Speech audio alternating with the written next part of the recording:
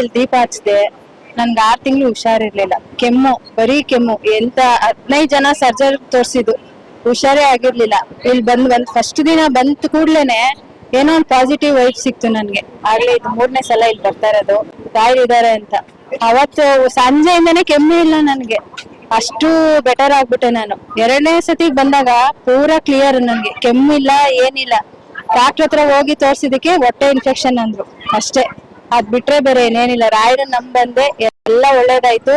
ರಾಯರು ಕೈ ಹಿಡ್ದಿದ್ದಾರೆ. ಇವತ್ತಿಗೂ ಅಷ್ಟೇ ರಾಯರು ಬಂದಿದೀನಿ, ಒಳ್ಳೇದಾಗಿದೆ.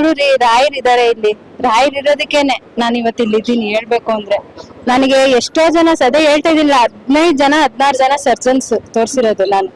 ಎಲ್ಲಾರು ಇನ್ಫೆಕ್ಷನ್ ಆಗಿದೆ ಅಷ್ಟೇ ಅನ್ನೋರು ಟ್ಯಾಬ್ಲೆಟ್ ಕೊಡೋರು, ಏನು ಸರಿ ಹೋಗಿಲ್ಲ. ಫಸ್ಟ್ ಸತಿ ಬಂದಿತ್ತು ದಿನಾನೇ ಸಂಜೆ ಮನೆಗೆ ಹೋಗೋಷ್ಟ್ರಲ್ಲಿ ಸರಿ ಹೋಗಿದ್ದೀನಿ, ಕೆಮ್ಮೆ ಇಲ್ಲ ನನ್ಗೆ. 2ನೇ ವಾರಕ್ಕೆ ಬಂದೆ, ಬರೀ ದೀಪ ಹಚ್ಚಿದ ಅಷ್ಟೇ ನಾನು ಇಲ್ಲಿ ಬಂದು. ಆಗ್ಲೇ ಸರಿ ಹೋಗ್ಬಿಟ್ಟೆ, ನಾನು ಹುಷಾರಾದೆ. ಕೆಮ್ಮೆಲ್ಲ ಪೂರಾ ವಾಸಿ. 3ನೇ ಸಲ ನಾನು ಬರ್ತಾ ಇರೋದು.